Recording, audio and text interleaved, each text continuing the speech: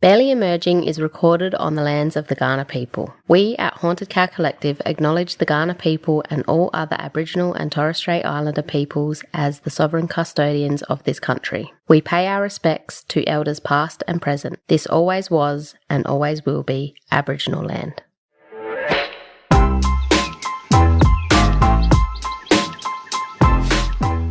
Bro, he didn't start building this until he was in his 40s. Oh, bro, You've got a good 3 months before you... Hey, come on now.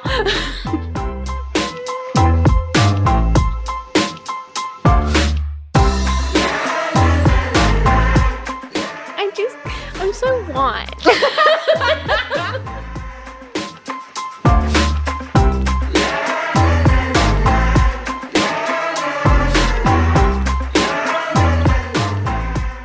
Hi guys, welcome to another episode of 2 Minute Googles. I'm Sid.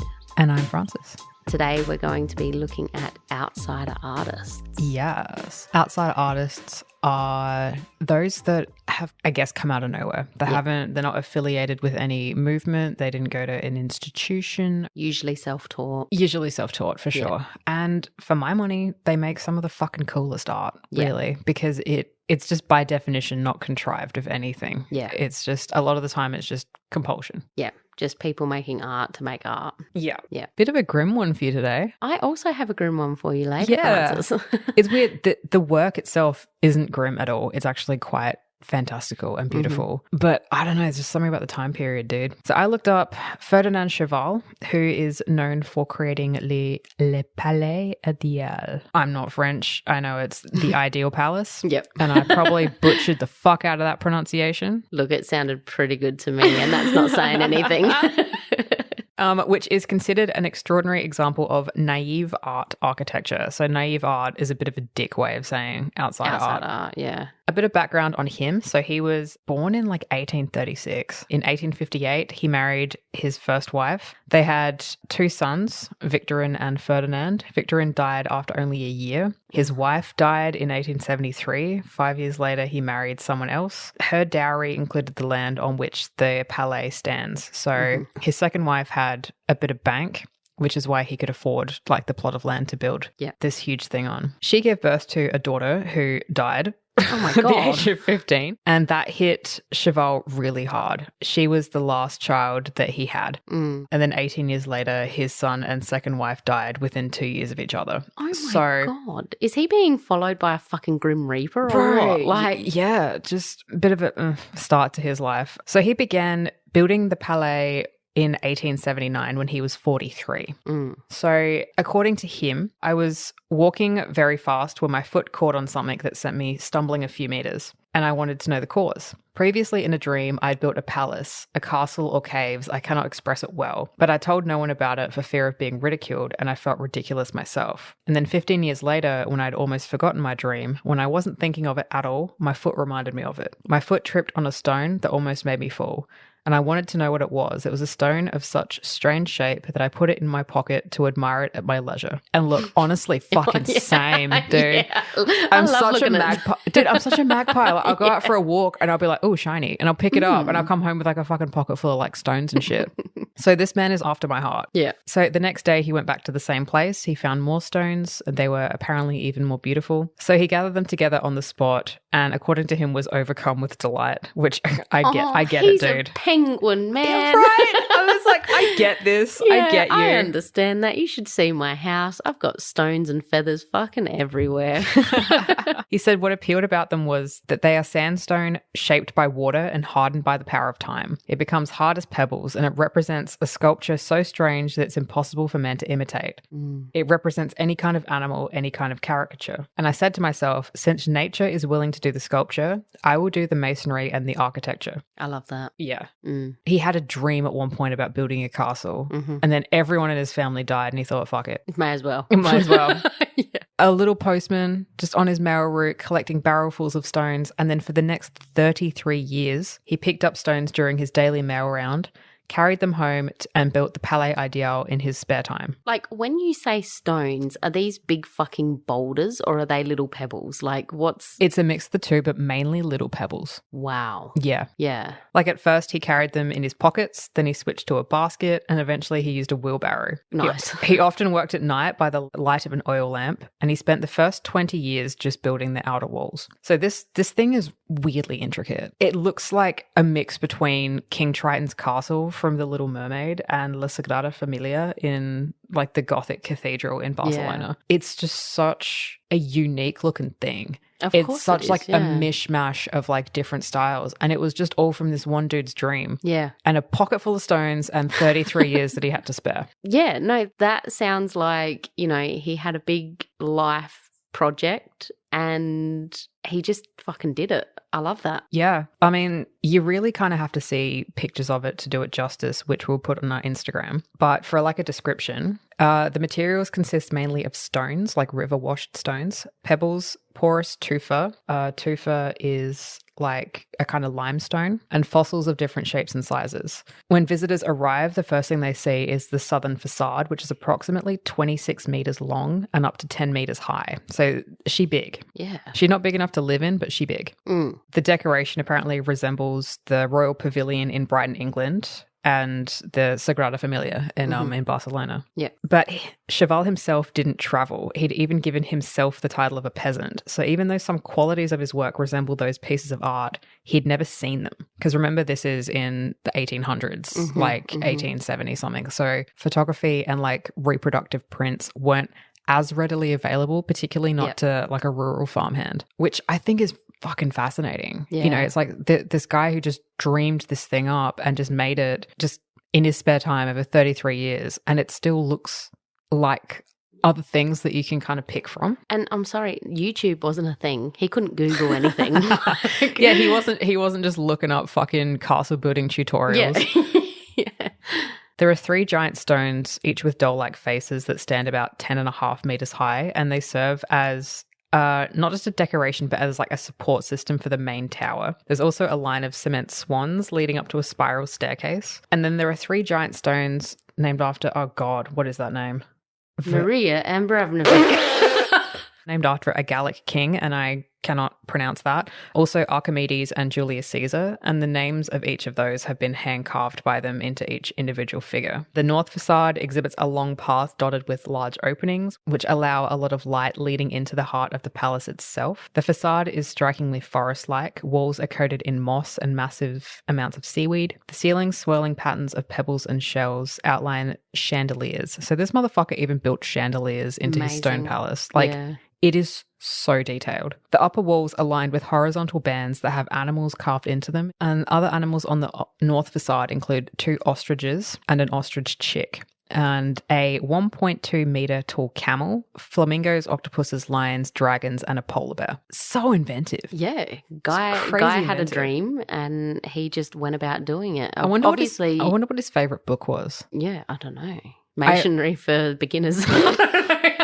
But no, like in his grief, he's dreamed up this project and just fucking done it. Like big props to him. Yeah. The east facade apparently took the longest to build. It took him 20 years. Wow. It took him 33 years to build total. So the first 20 was just on this one facade. I really wish I had a dowry from someone who allowed me a plot of land that I could go collect fucking stones on the shore. Dude, like, remember, this guy was just a mail carrier. So he was just, you know, like delivering people's mail in like just a little village in southeastern France. So this little country town, delivering people's mail, putting stones in a basket, coming home and building his like castle. So what you're saying, Francis, is there's still time for me. Yeah. To get a dowry. Bro, he didn't start building this until he was in his 40s. Oh, bro, I've got time. You've got a good 3 months before you... Hey, come on now. I'm 20.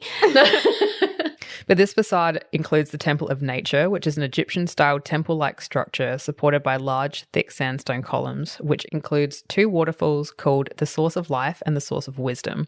So this is just so fucking whimsical. I love it. Oh my God. It's also throughout it as well. It's sprinkled with short quotes and poems hand-carved by Cheval himself, with one example being, if you look for gold, you'll find it in elbow grease. So...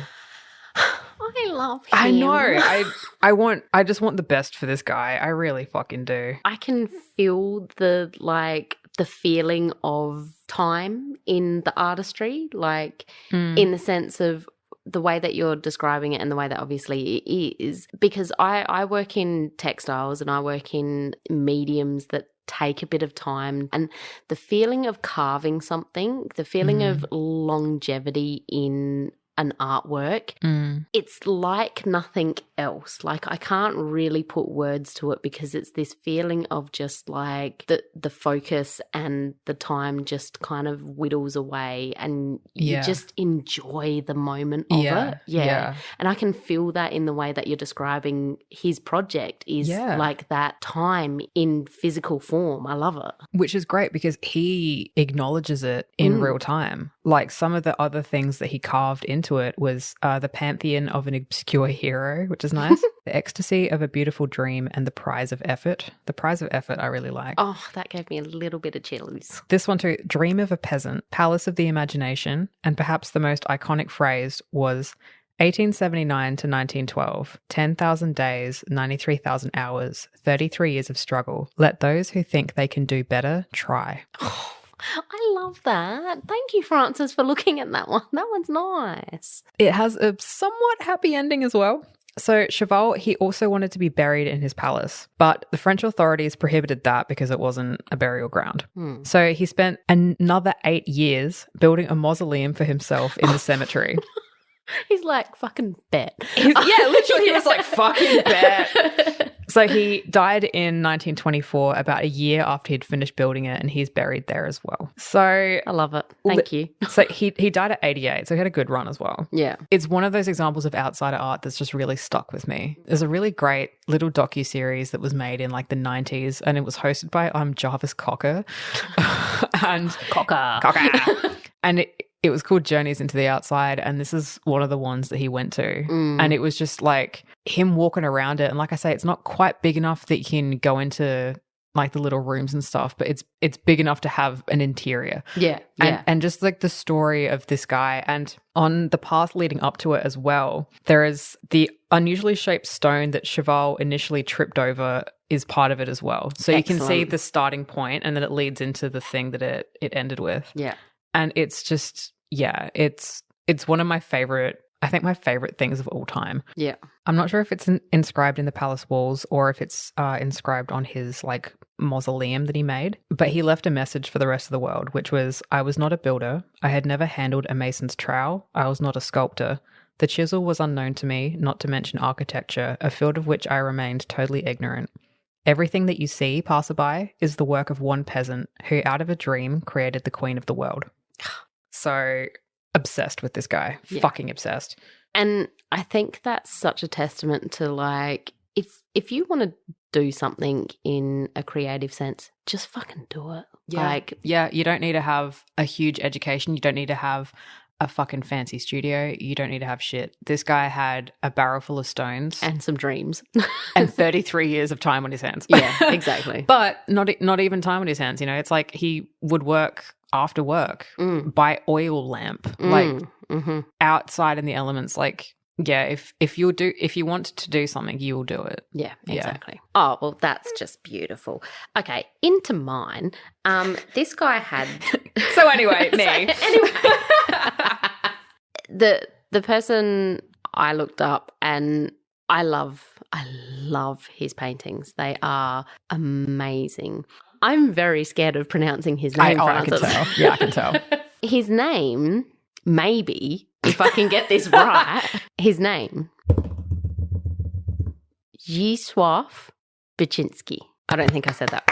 Oh, I did. Okay, thank you for the applause. I still don't think I said it right. I don't think you did either. Listener, Sid had to get up the phonetic spelling that I sent her. on Facebook. I'm so white. The first step's admitting it, babe. Yeah. But from now on, we're calling him Beksinski because that's the easier of the two. That's the easier of the two. So Beksinski was a Polish artist. He never studied, but he painted. He's best known for his surreal dystopian imagery. His paintings, photographs, and prints depicted macabre, otherworldly spaces and figures. I'm listening. Yes, I'm here in the chat. He says, I wish to paint in such a manner as if I were photographing dreams. So one of the paintings that I get just the chills from is his last painting titled Y, just the letter Y. And it was his last painting and he did get to finish it, but he was murdered. The painting is absolutely beautiful. It is this diamond shape with a cross in the middle of it, and he's made it look like skin or really thin paper, and just the shadows and the light of this painting is just fucking magnificent. Like, I could stare at this for hours and still not understand why the fuck I like this so much. It just does a thing to me. Which is strange because the painting itself was actually inspired by an earring that one of his friends had. Amazing. And it's like, you would not fucking know that from looking at it. No. I would think it was the skin off of someone's ear more than I would think it was an earring, but it's just so beautiful. So he had a bit of a time with his personal life. Like, his son committed suicide. On Christmas Eve, I might add. On Christmas Eve, and his wife shortly died after that, I think, or before that. No, so his wife died in 1998. Mm-hmm. His son commits suicide Christmas Eve 1999, and Beksinski was the one who found the body. Yes. So, and also he struggled with OCD. So, and he would call it, I think it was neurotic diarrhea. Neurotic diarrhea. But the thing that always gets me about this painting, because when you said that you were going to be looking up Beksinski, I was like, yes, yeah. He's one of my favorites. This one I didn't know a whole lot about, but the thing that really gets me is in his journal on the 21st of February in 2005, he wrote, maybe against all odds, I'll manage to finish the painting today. And he finished it. And then a few hours later, he was stabbed to death by a 19-year-old who asked him for money and he said no. Yeah, he knew the 19-year-old. It was, I think, a housekeeper or it was like a landlord's son. A landlord's son that he knew, and he'd helped out. Like, he actually helped this person before, and they came back for more help, and he was just like, well, no. He was like, I don't have it to give you. Yeah. Yeah. And so he killed him. There's just something that's so eerie to me about seeing this painting, seeing the artist's hand sign the corner of it, and then knowing that like a couple of hours later it was in the room when he died, you know? Yeah. It witnessed his murder pretty much. Yeah. And there's just something so eerie about it. And not even considering like the concept of most of his paintings are dystopian and have this creepy, otherworldly... They're nightmarescapes for sure. Yeah, nightmarescapes. Yeah. And then he dies the way that he does. Yeah. And there's just something, when you talk about like dystopia and like nightmarescapes, there's something for me when someone is, like, because he was 75 when he died. And when people get murdered, like violently killed, and they're like 70 or above, it has that same feeling in me when people are killed and they're wearing pajamas. I was like, you get to a certain point in your life where you think you know how you're going to go out. You know, like when you get to that point, you're like, okay, I feel like I'm past the worst of it. At this point, it's going to be, you know, heart disease or natural causes or something. But it's just, he was on that home stretch, man, you know, and then some little 19-year-old upstart he stabbed him like 15 times or something. Two of the stab wounds were the ones that killed him, but he stabbed him. Yeah. Like, what, 17 times? I can't even remember, but it's in the teens. And that's someone... Like, the 19-year-old was either desperate or very fucking angry. Because, like, who stabs someone that many times when they don't lend them money? There's got to be more to it than that. Yeah. It's a crime of passion at that point. Yeah, it's like he must have been feeling a certain way. Yeah. To go back to the painting, though, because that's what we're here for. We're not a true crime podcast, unfortunately. No. Yeah, so the painting Why, again, being why, like why? Why did this happen? Yeah, see, I always thought it was, like the X and Y axes that you get on like a graph, because it does have that geometricness to it. It does, yeah. But also, who knows? Who knows? Because he wasn't around to explain it after the fact. So a couple of his other works, great to mention. I love The Trumpeter, which that's a great one. Oh, it's so beautiful. It's this figure in front of you that is playing a trumpet.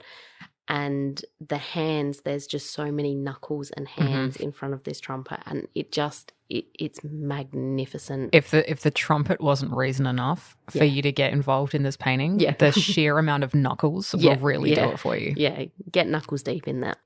Sorry, I apologize. But yeah, just like we've talked about surrealism before, and he paints from dreams, and he wants them to be like photographs of his dreams. Yeah. So dude's got some dreams. I would be hitting up a therapist for sure if my dreams looked anything like that. But yeah, they just have this fantastic atmosphere to them. And I'm not sure if it's because he predominantly uses like the same palette throughout his canon. Weirdly, I think Y is a bit of an outlier in that regard. Like Definitely. It's a bit lighter than his other works. Yeah, and that's why I wanted to talk about his normal works versus this one, because this is such a differing one to his normal works, because it hasn't got any figures in it. Yeah. It is just this geometrical thing that could be humanly or of human material. Like it looks like a burnt bit of paper almost. See. But yeah, like the atmosphere of the rest of his works, it all just looks like it's snapshots from the same reality. Yeah. And if he's painting his dreams are pretty fucking consistent. Oh, yeah. Like some things that are in the background of one painting will be featured in another and things like that. And it's just this really rich landscape that he's just kind of pulled out of nowhere, and from someone that didn't have any kind of formal training in the slightest. Oh, they're amazing. Yeah, he's a real poster boy for like, why do you need to go to art school to do art? Yeah, definitely. Like, I mean, if you feel the need to go to art school, definitely go to art school. You don't have to be an outside artist, but like there are resources and there are ways to do art that you don't need to be taught by a master to do it. Well, he studied architecture. So when you look at why, like the geometric kind of like clean lines of it, and you can kind of understand where he got some of like his skills from, like his rendering skills from, because like his use of color and his use of like perspective and stuff is just brilliant. And the like the landscapes that he makes obviously has been drawing on that like architectural background, but in terms of like art, it's not really inspired by much else, No. I think he did have an interest in like montage photography and like sculpting, and he used his construction materials like in his sculpture, which I think is why a lot of his, I'm just going to call them like nightmarescapes, do have that real like rundown, like Last of Us looking kind of vibe. Yeah. He would photograph a lot of like desolate places, like desolate buildings. He, in terms of like body horror, like talking about like the knuckles and like the trumpets and stuff, like he would take photographs of like just like wrinkled skin and stuff like that. So for someone who is considered like an outsider artist, his work does have a lot of overlap. Yeah, I think to say that outsider artists are outside the canon is stupid. Like, obviously they get their inspiration from somewhere. Yeah. And, of course, there are people who liken themselves to artists who have even gone to art school and, sorry, but their stuff is shit. Yeah, I think his work's been described as like fantastic realism. Yeah. Because he, despite having no formal training as an artist, he still had that. The practice made the perfect, I suppose. Yeah. So even though he didn't have any formal training, he honed his skill. Yep. And the sheer amount of paintings and things that he has created is like staggering. Staggering. He has so many of these. Like, you look at those paintings and you know how much time he spent on that thing. Yeah. There is so much detail within it all. And I'm not necessarily like a hyperrealism girly, like... No, neither am I. But I think it's all about context when it comes to hyperrealism. Like, if you are just flexing the like skill to do hyperrealism, just take a fucking photo. Yeah. But like, he's trying to take photographs of his dreams. There's a bit of difference in that, because obviously the things that he paints and creates aren't things in reality that he can draw from. Yeah, for sure. I'm also not a photorealism girly for those same reasons, but it's different for me when it is something like this, when it is like surrealism. And it's kind of weird looking at it now through like a 2024 lens, because a lot of it looks like AI. Yeah. It really does. Like, he has a 1978 painting called AA78, and it's just this fantastic, like, is it an interior or an exterior? We'll never know. But it just looks like you've put in, liminal space into an AI prompt. Yeah. And it's just fantastic. And obviously, like, you can look at this and go, oh, that's just AI adjacent. But he did it. He painted it. He made it, and it's from his own skull. So, like, fuck you, AI. You know what I've just read? Despite the grim overtones, Beksinski claimed some of his works were misunderstood. In his opinion, they were rather optimistic or even humorous. Yep. You sure about that, buddy? Yep. You sure about that?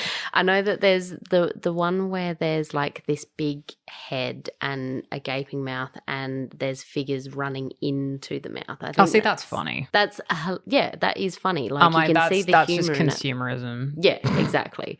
Like, I can see the humour in the work, and I think that's what's brilliant about them, is that because you can take them in the way that is so fucking grim, but like, you can also see the humour in them. It's just fantastic. I love them. Yeah. I love them. Yeah. For the most part, he was also adamant that he didn't know the meaning of his artwork and was uninterested in possible interpretations, which is why he refused to provide titles or like legible titles for a lot of his drawings and paintings. And before moving to Warsaw in 1977, he destroyed a large selection of his works in his own backyard. And that's crazy to me that he that still bummed had me so the fuck many. out. Yeah. I was like, so these are the ones that you left behind? Like, dude. Like, what were the other ones?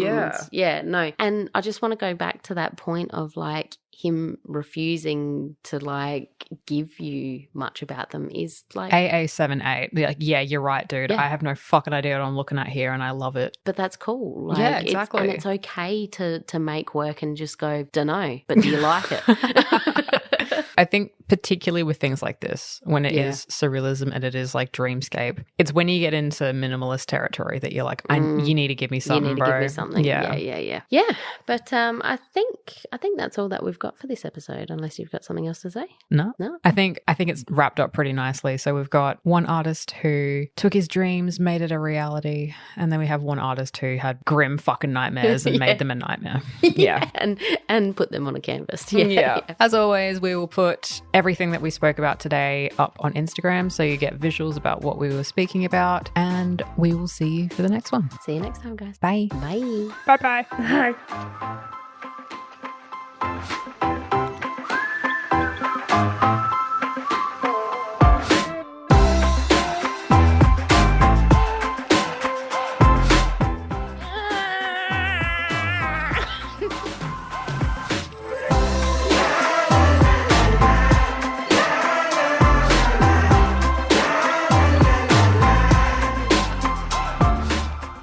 You've been listening to Barely Emerging, a podcast by Haunted Cow Collective. You can find us on our website at hauntedcow.com.au, at our Instagram at Barely Emerging, or on YouTube and Instagram at Haunted Cow Collective. This podcast is made by emerging artists for emerging artists, and together we are Barely Emerging.